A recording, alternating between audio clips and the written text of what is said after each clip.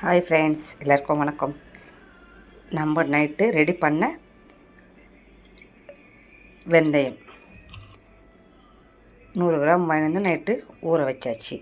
அதே மாதிரி கருவேப்பிலையும் கழுவி நல்லா சுத்தம் பண்ணி நைட்டு எடுத்து வச்சாச்சு. இப்போ இதை ரொம்ப ஒன்றா சேர்த்து அரைச்சி வடையாக தட்ட போகிறோம்.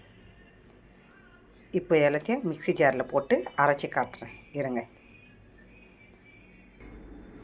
இப்போ பாருங்கள், ஒரு பாதி அரைச்சாச்சு, இன்னொரு பாதி இதில் போட்டு வச்சுருக்கேன். பாருங்கள், வெந்தயம் கருவேப்பிலை ரெண்டுத்தையும் சேர்த்து இப்போது மறுபடியும் அரைக்கணும். இப்போ கருவேப்பிலை வெந்தயம் ரெண்டுத்தையும் போட்டு அரைச்சாச்சு. இப்போது ஒரு முறத்தில் ஒரு பிளாஸ்டிக் கவர் கட் பண்ணி இந்த மாதிரி வச்சுக்கணும். இப்போ இதிலேருந்து ஒரு வடையாக எடுத்து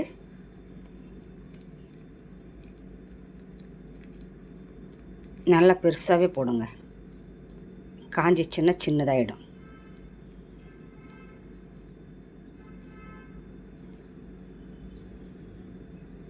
இந்த அளவுக்கு எடுத்து இப்போ இதில் வச்சு நம்ம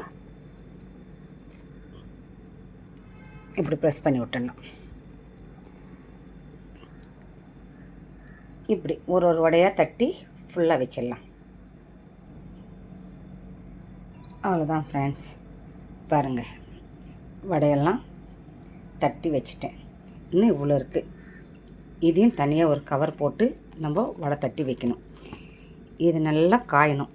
ஒரு வாரம் ஆகிறதுக்கு காயறதுக்கு. இன்றைக்கி ஃபுல்லாக இந்த பக்கம் காய வைக்கணும். நாளைக்கு இதை திருப்பி போட்டு திருப்பி காய வைக்கணும். அதுக்கப்புறம் ஒரு ஊசி இல்லை ஸ்லைடு பின் இருந்தால் நடுவில் குத்தி ஓட்டை போடணும். அப்போ உள்ளேயும் காயும். இதே மாதிரி முன்னாடியும் பின்னாடியும் திருப்பி காய வைக்கணும். எப்படியும் ஒரு 2 நாள் ஆகும் இது காயறதுக்கு. ரெண்டு நாள், ஒரு 5 ஒரு வாரம் கூட ஆகும். காஞ்சதுக்கப்புறம் இது நல்லா கெட்டியாக வந்துடும். பூர்ணம் பூசின மாதிரி இருக்கும். அதை பார்த்து நீங்கள் பயப்பட வேண்டாம். நல்லா காஞ்சதுக்கான சிம்டம் தான் அது. அதுக்கப்புறம் அதை எடுத்து நம்ம தேங்காய் எண்ணெயில் 15 நாள் ஊற போடணும். இது வெயில் காலன்றதால சளி பிடிக்கும்ன்ற எந்த பயமும் வேணாம். தைரியமாக நம்ம இது செஞ்சுக்கலாம். செஞ்சு தேங்காய் எண்ணெய், சுத்தமான தேங்காய் எண்ணெய் வாங்கி அதில் யூஸ் பண்ணிவிட்டு வாங்க. உங்களுக்கு நாளடைவில் ரிசல்ட் தெரியும். கண்டினியூஸாக ஒரு மாதம் யூஸ் பண்ணுங்கள்.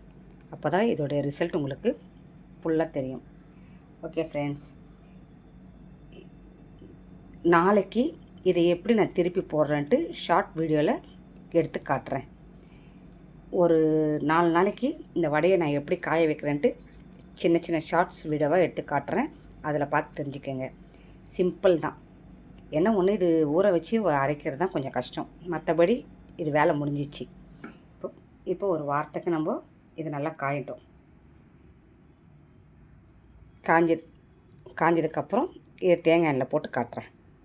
ஓகே ஃப்ரெண்ட்ஸ், இந்த வீடியோ பிடிச்சிருந்தால் லைக் பண்ணுங்கள், எனக்கு சப்போர்ட் பண்ணுங்கள்.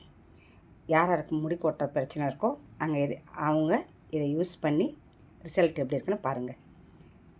அடுத்த ஒரு நல்ல வீடியோவில் வந்து உங்களை சந்திக்கிறேன். பாய். டெய்லி ஷார்ட்ஸ் பார்க்க மறந்துடாதீங்க. இந்த வடை காயிற வரைக்கும் நான் ஷார்ட்ஸ் எடுத்து போட்டு விட்டுருப்பேன்.